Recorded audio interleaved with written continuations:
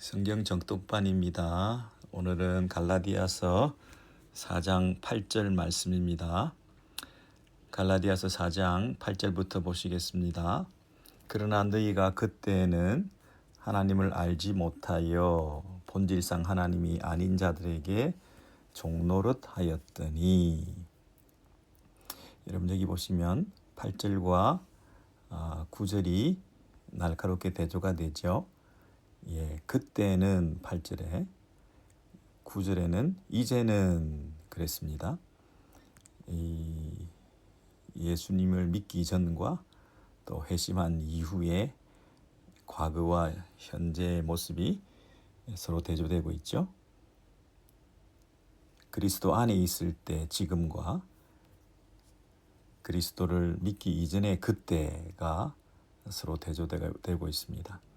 여러분 이런 대조는 사도 바울이 왕왕 자주 이런 표현을 써왔습니다. 여러분 잘 아시다시피 에베소서에 가보셔도 그런 부분들을 많이 볼 수가 있죠. 에베소서 2장에 가서 보시면 에베소서 2장에 그는 허물과 죄로 죽었던 너희를 살리셨도다. 그때는 에베소 2장 2절입니다. 그때는 너희가 그 가운데서 행하여 세상 풍조를 따르고 공중의 권세 잡은 자를 따랐으니, 쭉 그 과거에 어떻게 했는지 나오죠. 3절에도 전에는 우리도 다 그 가운데서 우리 육체의 욕심을 따라 지내며, 그래서 어떻게 됐습니까? 육체와 마음에 원하는 것을 하여 다른 이들과 같이 본질상 진노의 자녀였다. 이런 대목이 나오죠. 그런데 그 위에 어떻게 됐나요? 이제는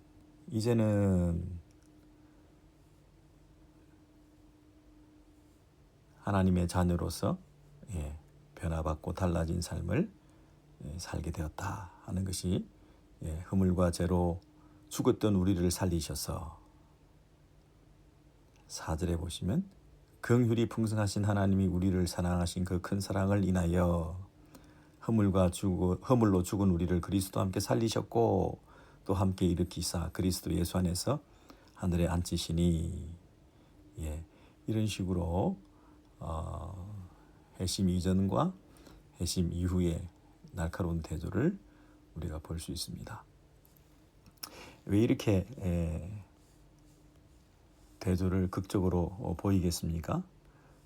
그것은 우리가 받은 그 구원이, 또 우리에게 임한 하나님의 은혜가 얼마나 큰 것인가 하는 것을 설명하는데, 특별히 갈라디아서 4장 8절에서는 하나님을 알지 못한다는 말로 설명하고 있습니다.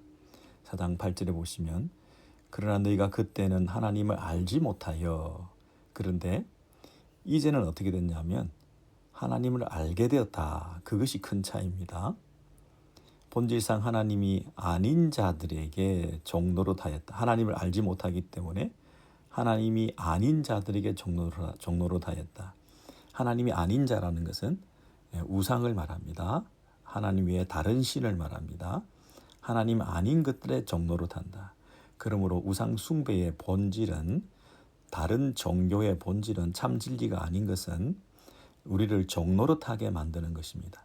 어딘가에 매이게 하는 것입니다. 그래서 9절에 보시면 거기도 종노릇한다 그런 말이 있잖아요.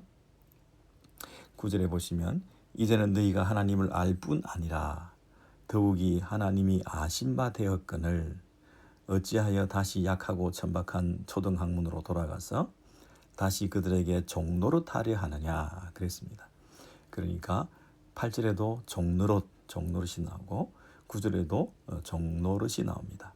종노릇한다는 것은 어딘가에 매인다는 것을 말합니다. 그래서 8절에서는 하나님을 모르고 있을 때에 하나님 아닌 다른 신들의 종노릇하였다. 본질상 그게 우상숭배라는 거죠. 하나님 외에 다른 것을 섬기는, 그 우상숭배하면서 그 우상에게 매여 있는 종노릇하던 그들이었는데, 이제는 그들이 또 무슨 짓을 하느냐면 약하고 천박한 초등 학문으로 돌아가서 다시 그들에게 종노릇한다. 9절에 이것은 이제 갈라디아 교회 교인들을 향해서 율법주의적인 삶을 살아가는 그들을 향해서 그들이 무슨 문제가 있냐면 종노릇하는 게 문제라는 것이죠. 과거에 우상에게 매여서 종노릇하던 그런 본질상 진노의 자녀였던 하나님을 알지 못했던 우리들인데 이제는 교회 안에 들어와서 하나님을 부르면서 신앙생활이라고 하는 그 틀 안에 들어와서 성경을 들고 예배한다고 하면서 이 신앙을 종교화하고 도덕화하고 율법화해서 이것을 지켜서 행하는 방식으로 우리의 구원을 얻으려고 하는 그런 매여 있는 삶, 종노릇하는 삶, 이것이 사도 바울이 볼 때는 이전에 우상에게 매여서 종노릇하는 것하고 똑같다는 얘기입니다. 다시 그들에게 종노릇하려 하느냐. 여기서 약하고 천박한 초등 학문이라는 것은 뭐냐면 약해서 무능력하다는 것이고 천박하고 보잘것없고 가난하고 이 가치가 없는 그런 초등 학문, 이게 율법을 지켜서 구원을 받는다든지 인간의 행위를 통해서 득의를 한다든지 하는 이런 방식의 구원에 관계된 그런 신앙, 종교 행태 이런 것들을 약하고 천박한 초등 학문이다 이렇게 얘기합니다. 당시에 물이라든지 불이라든지 흙이라든지 자연이라든지 바람이라든지 이런 자연 또 물질 이런 것들의 배후에서 조종하고 있는 신개념이라는 게 있잖아요. 비를 좌지우지하고 물을 불을 조종하는 이런 신들이 있다고 믿었기 때문에 그 물이나 불이나 이런 것들로 인해서 우리가 자연 현상으로 고통을 당할 수 있으니 자연재해를 막기 위해서 그 신들을 달래는 방식으로 종교화하고 우상화했던 것이 사실이죠. 그런 데에 매여 있는 겁니다. 그것이 약하고 천박한 초등 학문에 매여서 종노릇한다 하는 것입니다. 스스로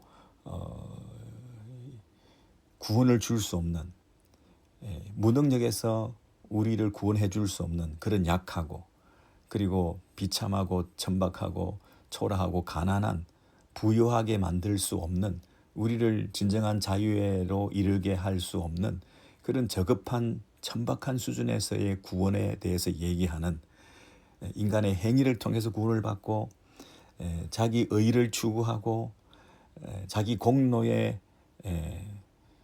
쩔어 있고 자기를 숭배하고 인본주의적인 그런 모습으로 율법주의적인 행태를 보이면서 행위 구원론을 주장하면서 자기 영광을 추구하는 자기 열심과 자기 노력으로 구원에 이르겠다고 하는 그 모든 행태의 이 종교 행위들이 다 생명을 주지 못하는 것이고 스스로 구원을 이루어가려고 하는 것은 결국에는 실패하고 마는 것이기 때문에 그 어딘가에 매여서 종노릇이나 일평생 하고 만다는 것입니다. 여러분 종교적인 삶은 아주 거룩해 보이지만 종교적인 그런 신앙생활을 하는 사람들은 종교가 없다고 무시하는 사람만큼이나 문제가 많다는 거죠. 종교를 무시한 사람도 진리를 찾지 못하고 길을 잃어버린 사람이지만 종교적으로 매여서 살아가는 사람도 진리로부터 멀어진 사람이기 때문에 길을 잃은 사람이라는 거죠. 다 자기 중심적이라는 겁니다. 종교적인 사람도 자기가 법을 지키고 자기의 공로를 추구하고 자기의 수준에 맞춰서 그리고 자기의 소원을 성취하기 위해서 세상의 그 모든 것들을 자기가 움직이고 싶어하는 그런 마음으로 자기 열심을 들이고 그러는 거죠. 예를 들어서 명예에 취했다든지 이 성에 매여 있다든지 돈에 얽매여 있다든지 자기가 만약에 부자가 되기를 간절히 원하는 마음이 내 속에 먼저 있다고 한다면 그 부자가 되기 위하여 이 모든 것을 다 추구하게 되거든요. 그러다 보면 자기가 돈에 매이게 되는 거죠.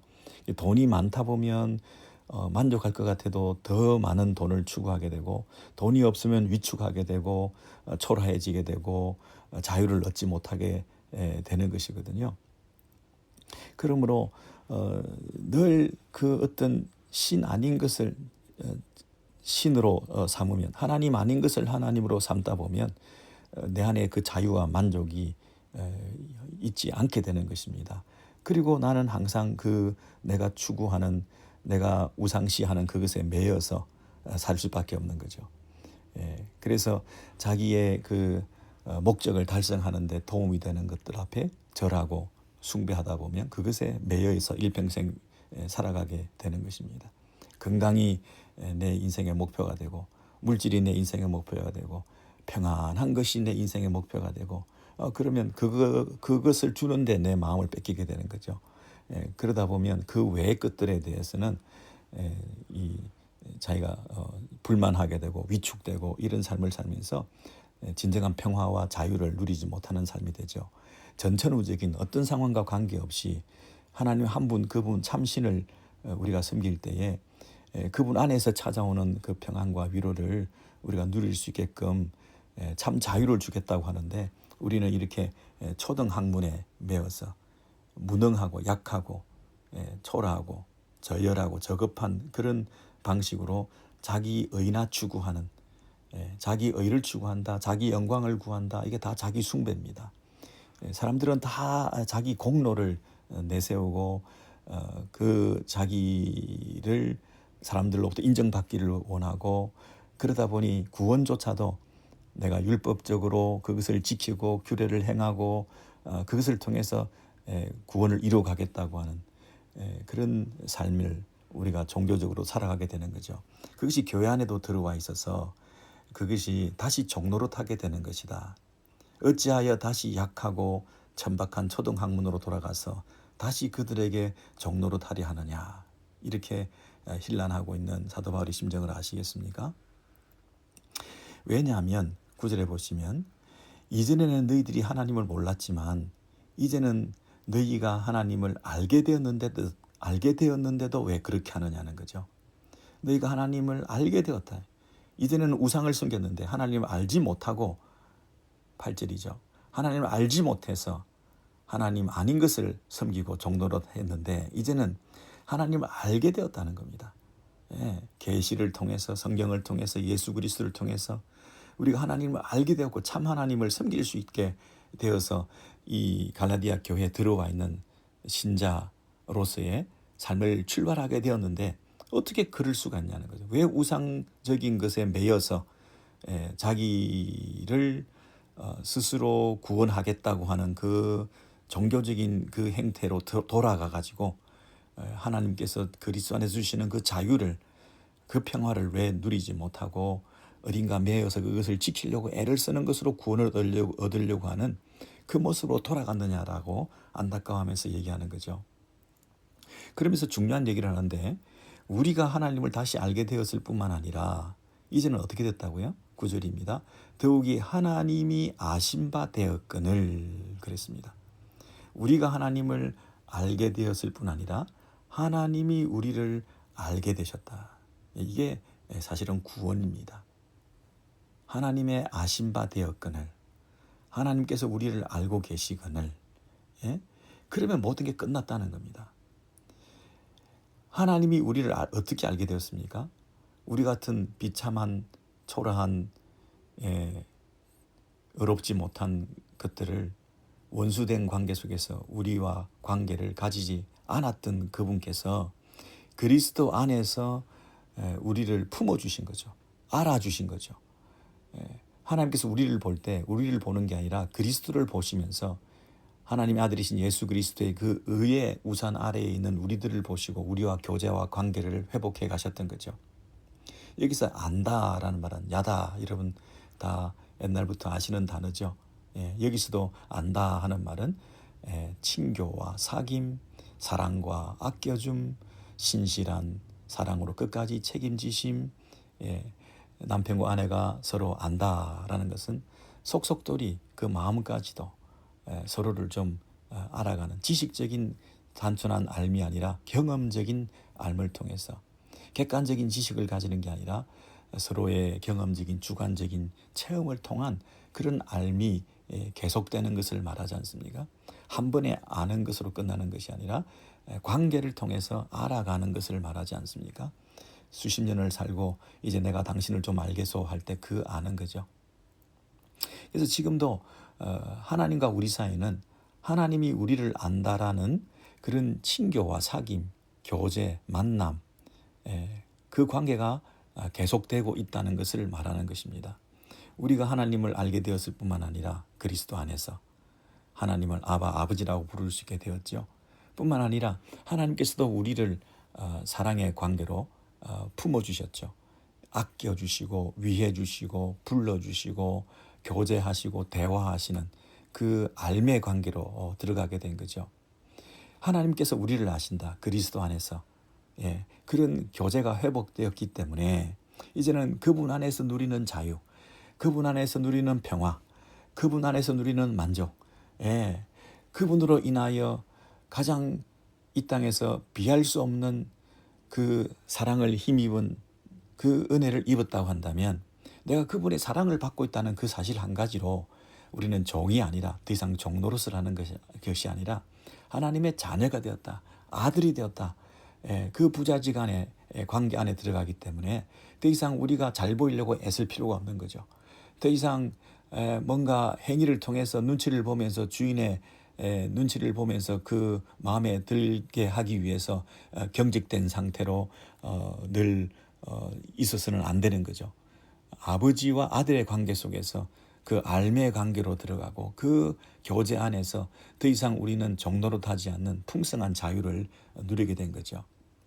여기서 약하고 하는 것은 무능함이고 천한하는 말은 가난함을 말하는 것이죠.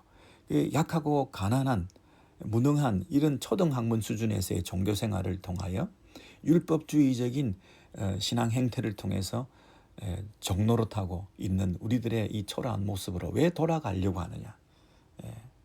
그것이 구절에서 말하는 너희가 하나님을 알 뿐더러 하나님의 아신 바 되었거늘 하는 그 관계를 말하는 것입니다. 여러분, 우리의 신앙생활은 참으로 이렇게 감격적이고 또 감사한 것이지 않습니까? 우리가 하나님께서 우리를 아신 바 되었다. 우리가 교제와 사귐과 만남과 대화와 날마다 일상적인 그 풍성함과 그 예수 그리스도 안에서 모든 것을 할 수 있게 된 그 능력을 우리가 힘있게 되었고 성령 하나님께서 우리에게 부어주신 그 능력으로 이 땅에서 구원을 이루어가는 그 일들을 감당할 수 있게 되었죠. 율법을 종노릇하며 눈치를 보면서 지켜가는 것이 아니라 예수 안에서 부어주신 그 성령의 능력으로 자발적 순종을 통해서 그 율법을 지켜나가는 이런 새로운 단계로 우리가 바뀌게 된 거 아니겠습니까? 율법의 한계, 율법의 불가능성, 율법을 통해서 의롭게 될 수 없다고 하는 것을 가르쳐 주셨는데 이제 십자가를 통해서 그리스도를 통해서 성령님을 통해서 죄와 사망의 권세에서 우리를 건져주셨을 뿐 아니라 그 성령께서 우리에게 능력을 주셔서 그 성령의 인도를 받으며 율법의 요구를 이루어 나갈 수 있는 이런 축복을 주셨지 않습니까? 이것이 복음의 능력입니다. 복음은 능력이다. 복음은 생명이다. 복음은 더 이상 율법의 종노릇하는 것이 아니라 율법을 성취하고 율법을 이루어내고 율법을 완성시키는 율법의 요구에 응할 수 있는 율법의 요구대로 힘있게 살아갈 수 있는 능력이 우리 안에 있게 되는 것입니다. 율법의 껍데기만 간신히 지키는 것이 아니라 율법의 정신을 온전히 실현해낼 수 있는 산상수훈적인 그런 삶을 천국의 시민의 그 윤리에 그 본령에 이를 수 있는 그런 능력을 우리는 가지게 되었죠. 차원이 다른 거죠. 율법 아래에서 종노릇 하며 종교생활하는 사람과 그리스도 안에서 성령의 능력으로 천국 백성의 그 삶을 살아가는 사람과 어떻게 똑같겠습니까? 그러니 사도 바울이 그 수준에 머물러 있는 그들에게 이렇게 안타까운 마음으로 왜 다시 돌아가려고 하느냐? 왜 다시 돌아가려고 하느냐? 그렇게 말하고 있는 것입니다. 그래서 현재 상태는 그들이 어떠냐 하면 다시 10절에 보시면 너희가 현재 날과 달과 절기와 해를 삼가 지키니 이렇게 말하고 있습니다.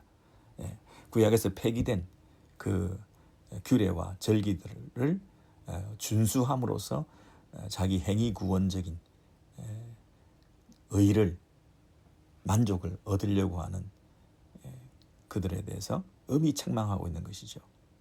그들은 복음으로 예수를 믿어서 구원을 받았다. 그런데 우리는 이런 구약의 율법의 그 전통을 잘 이어받아서 이것을 더 철저히 지킴으로써 우리는 더 나은 신앙을 가지고 더 확실한 구원을 보장받을 수 있고 더 하나님의 백성다움을 드러낼 수 있다고 이렇게 착각하고 있는 거죠. 이것이 더 진전되고 발전된 신앙의 모습이다. 지금까지 살아왔던 모습보다 더 성숙한 모습이다. 너희들이 지금 예수를 믿고 구원을 받았다고 하는데 그거 플러스 이러한 규례를 절기를 잘 지킴으로써 더 구원의 확실성을 보장할 수 있는 것이다. 이렇게 얘기하는 그들에게 사도 바울은 그것이야말로 다시 옛날로 돌아가서 매이게 되는 거다. 이렇게 얘기를 하는 거죠. 어떤 날 안식일을 지킨다든지 어떤 날, 달에 월삭이라는 말이죠. 초하루 이런 요즘 참 희한한 것도 이 한국 교회에 월상 예배라는 것이 많이 있더라고요. 매달 첫날을 특별한 날로 지키면서 도대체 왜 그러는지 모르겠습니다. 요즘 사순절이라는 그 절기도 참 거룩하게 하나님 앞에서 금식하면서 십자가를 생각하고 부활을 대망하는 그런 면에서 사순절을 지키는 사람들도 있겠습니다마는 그것을 하나의 절기처럼 지키는 것은 옳지 않습니다. 그래서 우리 교회에서는 사순절이라는 말을 굳이 그렇게 권장해서 쓰지 않습니다. 평소에도 늘 고난을 예수님의 십자가를 생각하면서 살고 또 그리스도의 그 십자가의 빛 아래에서 우리에게 주신 그 은혜를 기억하고 우리의 죄와 우리의 사망과 우리의 절망의 상태에서 건져주신 그 은혜의 감격함으로 이 땅에서 그리스도의 남은 고난을 채우는 거룩한 삶을 이어가는 그런 모습이 우리에게 늘 360일 늘 있어야 되는 거지. 갑자기 사순절이 되었다고 표정이 달라지고 무슨 그 어떤 금식을 갑자기 하면서 또 금식을 끝나고 나면 또 엄청 먹고 이런 어떤 어떤 축제화되는 그 각 지방마다 있는 어떤 그 축제처럼 그리고 이 절기의 말미에 지키면서 이렇게 오히려 더 방종하게 되고 그 본질을 훼손하게 되고 더 육적인 모습으로 변해가는 이런 일들도 왕왕 있기 때문에 우리는 가장 기본적인 성탄이라든지 부활이라든지 이런 기본적인 절기 외에는 너무 그 캐톨릭적인 그 절기들을 아주 꼬박꼬박 지켜나감을 통해서 그 우리의 그 구원과 직결된다고 하는 그런 차원에서 우리 절기 지키는 것은 그렇게 옳지 않다고 생각을 합니다. 그래서 이 갈라디아 교회 교인들도 그러한 행태를 보였다고 하니까 그 모습이 너무 안타까워서 11절에 이렇게 얘기합니다. 내가 너희를 위하여 수고한 것이 헛될까 두려워하노라 그랬습니다. 얼마나 사도 바울이 안타까우면 자신이 그동안 그들을 위해서 갈라디아 교회를 위해서 전했던 그 복음이 잘 받아들여지지 않고 그것이 말로만 아니라 삶을 통해서 그들 모습에 나타나야 되는데 지금 그들이 말로서는 받아들였다고 하면서도 살아내는 것은 여전히 자기의 그 구원관, 자기의 그 공로, 자기의 열심, 그리고 그것을 통해서 다른 사람과 차별화, 그리고 그것이 자기의 의의가 되는 이런 일들이 있어서 그 교회에 부어주신 그리스도의 의, 그리스도의 자유, 하나님의 신실하신 사랑, 그것들이 반감되고 훼손될 때 이것은 있을 수 없는 일이다. 이 복음이 아니다. 다른 복음이다. 실컷 수고한 것이 아무 의미가 없게 되었다. 왜? 다시 돌아가니까.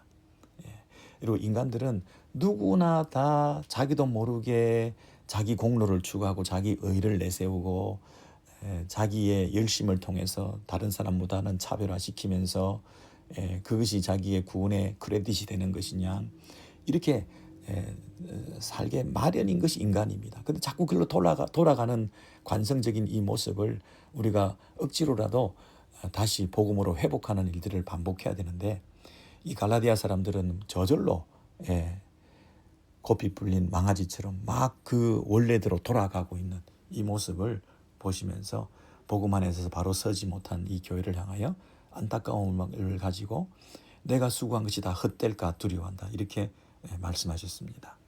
여러분, 이 헛될까 두려워한다, 이 표현이요, 사도 바울이 자주 이런 말씀을 썼습니다.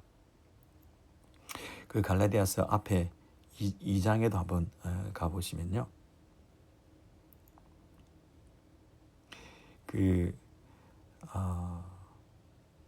처음부터 2장 2절이네요. 2장 2절에 보시면 계시를 따라 올라가 이방 가운데 전파하는 복음을 그들에게 제시하되 유력한 내가 다름질하는 것이나 다름질한 것이 헛되지 않게 하려 함이라. 여기도 그런 말 있죠. 다름질한 것이 헛되지 않게 하려 함이라. 이런 다름질이라는 것은 경주, 달리기 이런 걸 말하는데, 이 달려가다가 이 중단하는 것이 얼마나 헛된 것이겠습니까? 달려오는 것이, 그동안 수고한 것이 얼마나 이 어리석게도 돌아가게 되는 것입니까? 이런 부분에서 사도 바울이 그런 얘기를 많이 했어요. 제발 좀 조심해야 된다. 그럼 신앙생활이라는 것은 끝까지 달려가야 된다. 데살로니가 전서 2장 1절에도 보시면 형제들아 우리가 너희 가운데 들어간 것이 헛되지 않은 줄을 너희가 친히하나니, 헛되지 않은 줄. 데살로니가 3장에도 한번 볼까요? 3장 5절에도 있네요. 그럼 이러므로 나도 참다 못하여 너희 믿음을 알기 위하여 그를 보내었노니 이는 혹 시험하는 자가 너희를 시험하여 우리 수고를 헛되게 할까 함이다. 그랬습니다. 우리 빌립보서에도 보겠습니다. 빌립보서 2장 16절에 보시면 빌립보서 2장 16절에 생명의 말씀을 밝혀 나의 다름질이 헛되지 아니하고 수고도 헛되지 아니하므로 그리스도의 날에 내가 자랑할 것이 있게 하려 함이라. 여러분, 다름질하는 것이 헛되지 않게 되기를 원한다. 수고한 것이 헛되지 않기를 원한다. 이게 사도 바울이 계속 이런 표현을 쓰고 있다는 걸 볼 때 이게 굉장히 심각한 문제라는 거죠. 고린도전서 15장에 있는 말씀도 한번 보겠습니다. 고린도전서 15장에 보시면 너희가 만일 내가 전한 그 말을 굳게 지키고 헛되이 믿지 아니하였으면 그로 말미암아 구원을 받으리라. 여기서 헛되다 하는 이 말이 사도 바울의 신학을 관통하고 있는 그런 단어라고 해도 과언이 아닙니다. 수고하고 애쓰고 했던 것이 결코 헛되어지지 않기를 원한다 하는 이 마음이 얼마나 간절하면 이런 단어를 이렇게 많이 쓰고 있겠습니까? 갈라디아서, 오늘 같은 이 갈라디아서의 그 5장에 가셔서 우리 한번 보시기 바랍니다. 5장 7절, 갈라디아서 5장 7절. 너희가 다름질을 잘 하더니 누가 너희를 막아 진리를 순종하지 못하게 하더냐. 이런 보세요. 다름질 잘 하더니 누가 너희를 막아 진리를 순종하지 못하게 하느냐. 이 말 속에 너희의 다름질이 헛되지 않기를 원한다, 이렇게 말하는 거잖아요. 다름질을 하는 목적은 뭡니까? 출발하는 목적은 목적지의 결승점에 들어와서 상을 받는 완주가 목표 아닙니까? 그런데 다름질을 잘 하다가 누가 너희를 막아서 더 이상 달리지 못하게 하는 것은 너희의 다름질이 얼마나 헛된 것이 되느냐. 출발을 했으면 끝까지 달려야지. 그 얘기를 하는 거 아니겠습니까? 여러분, 그런 면에서 오늘 사도 바울이 갈라디아 교회 교인들에게 이렇게 권면을 하는 것입니다. 하나님이 너희를 안다. 너희가 하나님을 알지 못했을 때는 우상을 섬기고 종노릇을 세상 것에 매여서 살았지만 이제 하나님께서 너를 안다. 여러분, 우리가 하나님을 사랑해서, 우리가 먼저 하나님을 알아서 이 관계가 시작된 게 아니라 하나님이 우리를 먼저 아셔서, 하나님이 우리를 사랑해 주셔서, 하나님이 우리를 아끼셔서, 하나님께서 우리와 대화를 여심으로, 하나님께서 우리와 관계를 가지시는 이 알매 관계를 피차에 가지게 됨을 통해서 이제 우리가 하나님의 자녀로서 우리가 확신을 가지고 살게 되지 않았습니까? 네. 그런 부분에서 하나님이 우리를 아신다. 그것으로 만족할 수 있어야 되는데, 그리스도 예수 안에서 우리를 하나님의 자녀 삼으셨다는 것으로 우리는 감사할 수 있어야 되는데, 그것으로 만족하지 못하고 내 의와 자랑과 내 공로와 내 열심과 자기 스스로 구원을 얻겠다고 하는 그런 모습으로 나아가는 것이 얼마나 헛된 일을 하게 되는 것이냐라고 사도 바울이 안타까운 마음으로 돌아와라, 다시 그리로 돌아간다는 것은 너무너무 어리석은 짓이다. 하나님의 부르심을 받은 자로서 하나님과의 그 관계를 매일매일 일상적으로 가지게 될 때 너의 다른 박질이 결코 헛되지 않다는 것을 믿고 그리스도 안에서 누리는 그 참 자유의 그 복음을 다시 회복하기를 원하고 있는 것입니다. 여러분, 하나님 우리를 아신다는 것 확신을 가지시기 바랍니다. 우리가 하나님을 몰랐는데 그리스도 예수 안에서 우리가 하나님을 알게 되고, 하나님께서도 그리스도 안에서 우리를 알게 해주셔서 우리를 하나님의 자녀 삼으셨다는 그 복음 그 자체가 모든 것을 다 책임지고 모든 것을 그 안에서 다 누리게 해주시는 진정한 복을 누리게 되는데, 그것만 가지면 됐지, 그것만 의지하면 됐지, 그것 안에서 모든 인도하심을 받으면 순종을, 그것을 헛되게 하는 것이 되기 때문에 결코 그래서는 안 된다고, 지금 그리스도 안에 그 들어와서 누리는 그 복음으로 돌아가서 그 안에서 누리는 자유와 행복으로 돌아가서 그것으로 만족해 할 수 있는 그런 신자가 돼야 된다고. 그걸 누리지 못하면 또 세상에 매이게 되고 또 너 자신에게 매이게 되고 네가 추구하는 어떤 이 하나님 아닌 것에 또 네가 갇히게 되어서 종로로 타는 삶으로 뭘 지켜야 된다, 뭘 행해야 된다, 그걸 통해서 복음 아닌 것을 복음으로 생각하게 되는 그런 잘못된 종교화된 신앙생활을 하게 되니 그것은 결코 복음이 아니다, 이렇게 책망하시는 것입니다.